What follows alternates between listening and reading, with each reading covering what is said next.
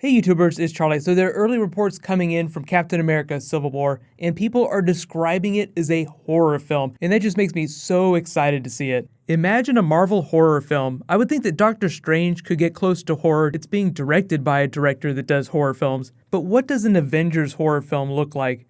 Most of the Civil War talk is about the last half hour being this emotional horror marathon in the fight between Captain America and Iron Man, just because as you're sitting in your seat as an audience member, you should have a hard time deciding who's right. Most of you have probably already decided whether you're Team Cap or Team Iron Man just based on who your favorite character is, but a really good story and really compelling characters should be able to change your mind. So even if you've read comic book Civil War and you're Team Cap, don't be surprised if you walk away thinking Team Iron Man. And if you go with a group of friends, you can make the person who cries first pay for drinks that night. There'll be a whole lot of crying, but the producers and the actors have been saying a lot of funny stuff from behind the scenes, as well as info about how they drew battle lines, like how they picked which characters would go on which team. So here we go. Number one, obviously the Winter Soldier is going to be Team Cap. Cap is trying to prevent him from being arrested by the anti-terrorist coalition. Number two, the Falcon had also become a good friend of Cap since Winter Soldier, so he's going to be Team Cap. And since Bucky and Falcon have the closest relationship to Captain America,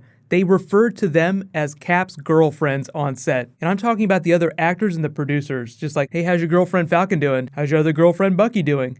Speaking of which, number three, Sharon Carter, who I don't actually know if she'll be Cap's girlfriend or not. They had the relationship in the comics that Cap never got to have with Peggy Carter, but all she really said about her character in the film is that she's willing to go the distance for Cap. So I'm guessing she's going to try and pull a fast one with Black Widow, because Black Widow is going to be Team Iron Man. And when most of the actors talk about their characters making hard choices, it usually means going against their friends. So if she's willing to go the distance for Cap, she's probably going to have to do something dirty to Black Widow. Suddenly this video seems like it's gotten more sexual than I intended it to be.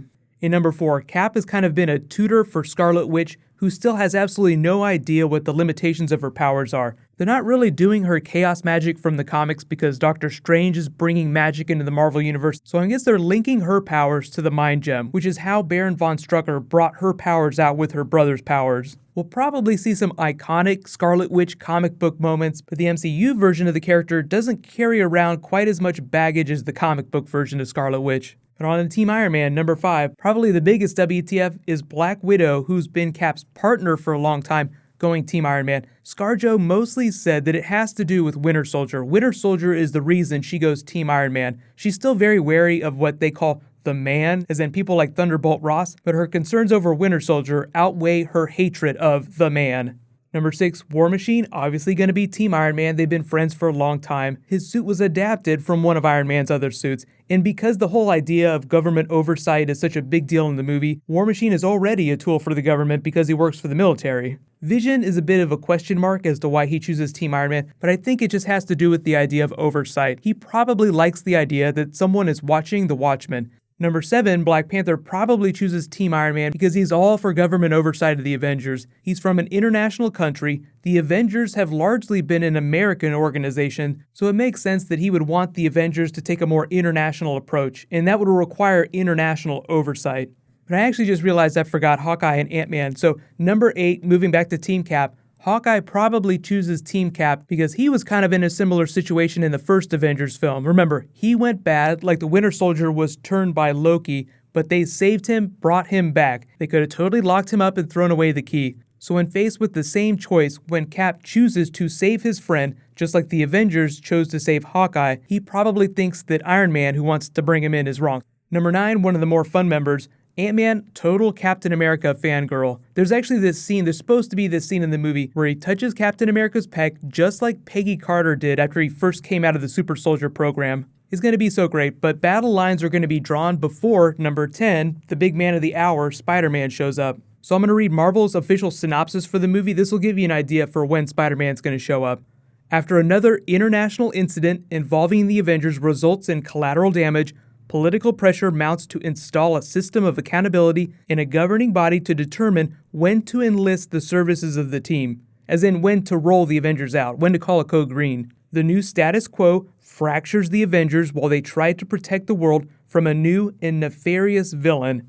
It sounds like when the movie opens up, the new Avengers team with the new members of the team are going to be rolling around, cleaning stuff up, There's this big crossbones action scene that's supposed to happen early in the film. That's like the whole first hour of the film. Some shit goes down, then Thunderbolt Ross comes in with the Sokovia Accords, battle lines get drawn, and then for like the last half of the film, they're going at each other. So I'm guessing we won't see Spider-Man till like the last third of the film. We don't actually have an official runtime, so I can't say the movie's going to be 2.5 hours. We'll see him in the last 45 minutes or something like that. Once we know how long the movie is exactly, we can guess when he's going to show up. But it will probably be after the halfway point.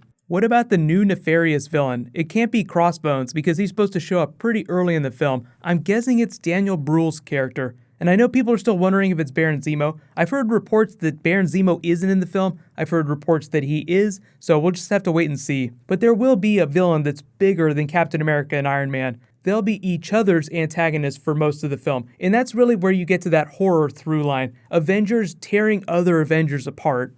I can't wait to go into the movie theater and hear people screaming, "Leave him alone, leave Iron Man alone, stop hitting him." It's going to be so great. And I haven't seen the film myself, but people are saying that it's testing really well. That just means that everyone loves it. Batman v Superman has also been testing really well recently, so we're going to get a whole lot of superheroes ripping other superheroes apart.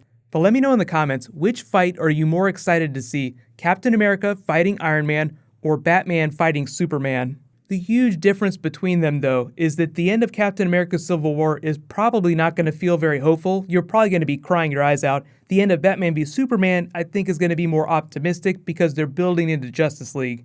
While you guys wait for my next video to post, you can click here to learn what's going on with the Deadpool sequel, and you can click here for the Zoom Flash video that I just posted. Thank you so much for watching, everybody. Let's high five. I'll see you guys tonight.